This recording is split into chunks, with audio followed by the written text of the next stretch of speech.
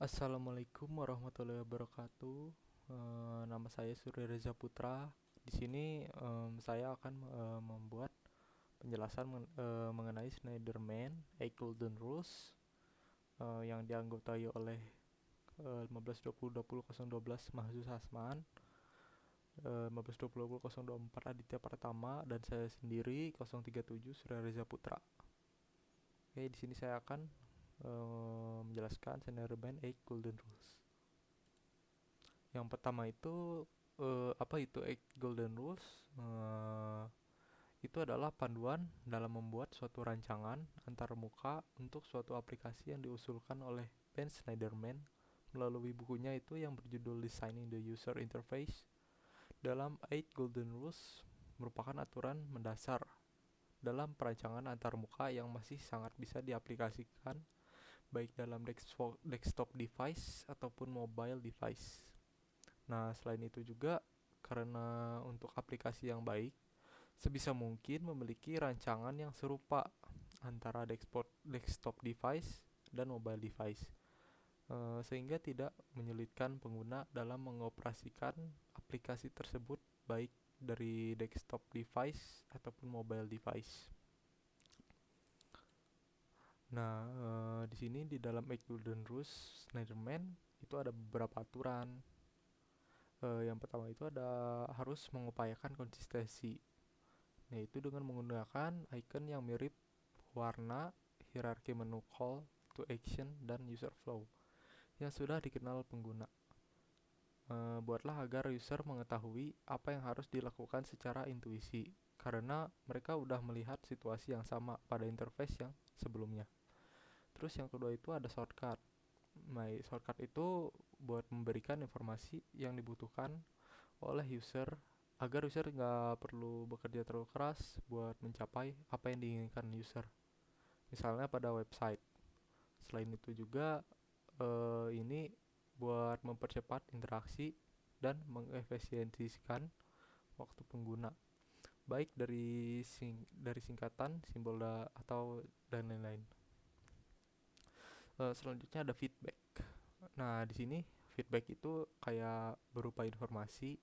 Misalnya ada salah perintah, maka ini bisa berupa informasi kesalahan atau error message, biar user dapat memahami kesalahan si pembuatnya.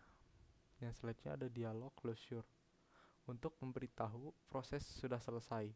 Desain langkah-langkah yang harus dilakukan agar user dapat menyelesaikan suatu aksi, agar tidak membuat user menebak proses yang sedang atau sudah terjadi. Selanjutnya ada simple error handling. Ini memberi penanganan kesalahan yang sederhana. Sistem harus dirancang sebaik mungkin, namun apabila user mengalami kesalahan yang nggak dapat dihindari, pengguna harus menyelesaikan masalah secepat dan semudah mungkin. Maka dari itu, sistem harus dapat mendeteksi kesalahan dengan cepat dan memberikan mekanisme yang sederhana dan mudah dipahami untuk penanganan kesalahan. Yang selanjutnya ada reversible action. Itu memudahkan user untuk kembali ke tindakan sebelumnya agar mengurangi kekhawatiran apabila user melakukan kesalahan dapat di-cancel, sehingga user dapat mengeksplorasi pilihan lain yang belum bisa digunakan. Selanjutnya ada put in user control, menjadikan user sebagai pemegang kendali, menjadikan user menjadi inisiator daripada responden. User dapat bebas bernavigasi dan mengubah informasi akun yang dimilikinya sesuai dengan yang dikehendaki. Terus selanjutnya ada reduce short term memory load. Itu buat interface sesederhana mungkin. Maksudnya itu merancang interface yang mudah dipahami oleh user. Dengan interface yang simple dan menarik, dapat membantu user mengurangi beban ingatan jangka pendek, sehingga tidak perlu mengingat terlalu banyak perintah dan juga dapat menghindari terjadinya kebingungan pada user. Nah, kesimpulannya, meskipun harus selalu mengambil keputusan berdasarkan heuristik dengan sedikit berpikir-pikir, mengikuti seperangkat aturan dan pedoman akan mengarahkan ke arah yang benar dan memungkinkan untuk melihat masalah utama kegunaan pada awal proses desain. Nah, 8 pedoman ini berlaku untuk kebanyakan antarmuka pengguna. Hal tersebut berasal dari pengalaman sendiri Schneiderman dan telah disempurnakan lebih dari 3 dekade lainnya. Seperti yang Jacob Nielsen dan Don Mern yang jabarkan pada aturan-aturan ini dan berkontribusi pada variasi mereka sendiri. Sekian dari saya, Surya Reza Putra. Assalamualaikum warahmatullahi wabarakatuh. Halo, selamat siang Mas Aditya. Pertama, saya akan menjelaskan the Norman Principle of Interaction Design. The Norman Principle of Interaction Design adalah ketika pengguna memahami atau menemukan bagaimana suatu objek atau produk seharusnya bekerja, apa yang seharusnya dilakukan, dan bagaimana seharusnya berperilaku, sehingga dapat melihatnya. Maka kombinasi yang sukses antara objek dan pengguna telah terjadi, dan itu disebut kemampuan penemuan. Discoverability. Fitur ini yang mudah ditemukan, jadi fitur ini dapat membantu pengguna baru dapat untuk menemukan servis yang ia mau.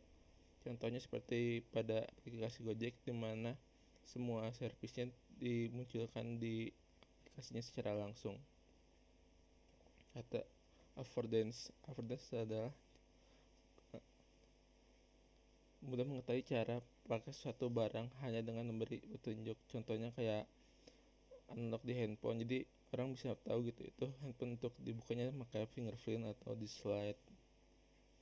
Mapping desain dapat mudah mengetahui hubungan antara dua objek yang saling berhubungan dengan mudah. Contohnya kalau kompor samping antara untuk menyalakan pemantik apinya dan kompornya memiliki kesamaan tempat. Signifier atau penanda adalah jenis yang dapat membantu proses yang menandakan unsur tentang interaksi. Jadi label itu akan kasih tahu interaksi itu untuk apa. Ada constraint, memberikan pesan pada apa yang mungkin terjadi. Suatu objek dapat membantu cara memakai. Ini juga bisa memakai yang tadi itu memberi tahu apa yang akan terjadi jika kita memencet atau menggunakan alat tersebut. Ini feedback adalah penilaian. Jadi kalau kita pakai aplikasi, jadi langsung muncul gitu feedbacknya, jadi kita bisa memberikan rating. Nah, itu disebut feedback.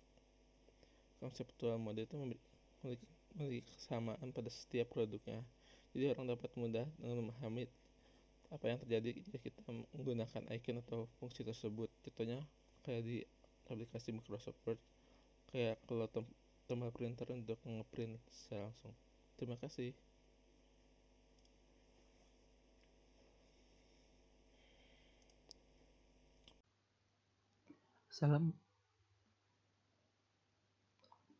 Assalamualaikum warahmatullahi wabarakatuh. Perkenalkan, nama saya Mas Yasman, NRP 1520200112.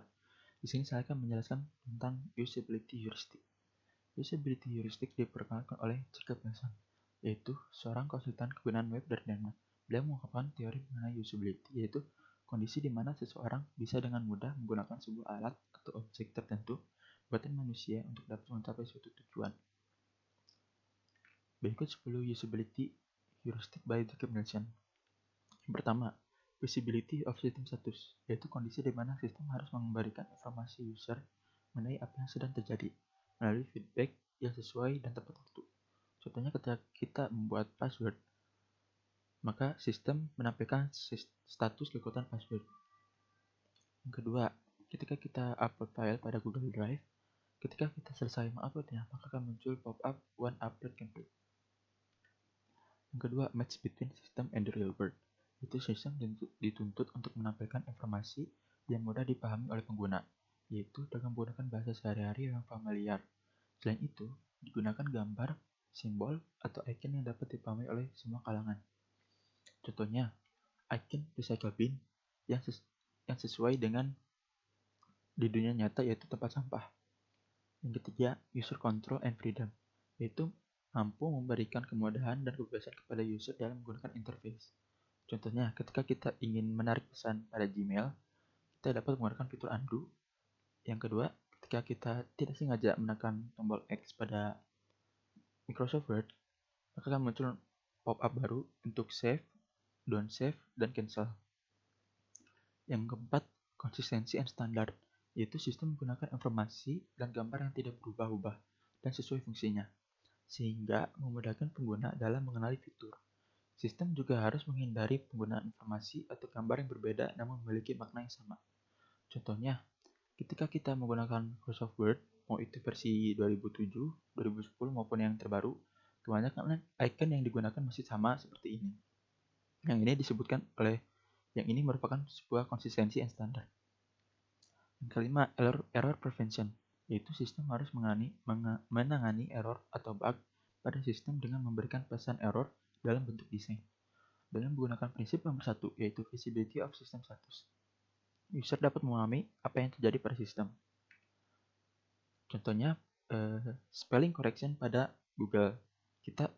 Contohnya ketika kita mencari interaksi manusia komputer dan kita melakukan typo menjadi interaksi manusia komputer, maka dari sistem Google-nya melakukan pembenaran yaitu interaksi manusia komputer. Keenam, recognition rather than recall, yaitu meminimalkan beban memori pengguna dengan membuat elemen, tindakan dan opsi terlihat. Pengguna tidak perlu mengingat informasi dari satu bagian terbuka ke bagian lainnya.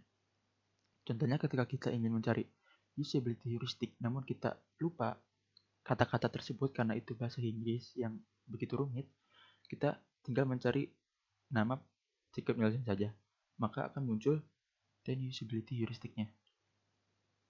Yang ketujuh, flexibility and efficient of use, yaitu tampilan interface haruslah fleksibel mentransformasikan dirinya bagi user baru maupun pengguna lama. Contohnya, fitur-fitur shortcut pada Google Chrome, di mana untuk pengguna lama mungkin sudah familiar mengenai Ctrl+T, Ctrl+N, namun untuk user baru mereka juga bisa melihat shortcut-shortcutnya yang dimana tertulis pada layar.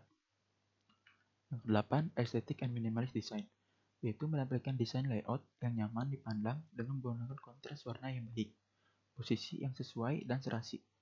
Informasi yang ditampilkan pada halaman relevan dengan tata letak yang sesuai dan tidak mengikut sertakan elemen yang tidak diperlukan. Contohnya tampilan awal pada halaman Google.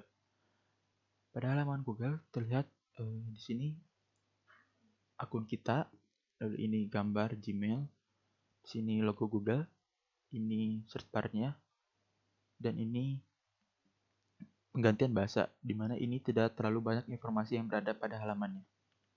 Yang ke-9, help user recognize, diagnose, and recover from error, yaitu pesan error harus dinyatakan dalam bahasa yang sederhana tanpa kode yang rumit, menunjukkan masalah secara tepat dan menyarankan solusi secara konstruktif.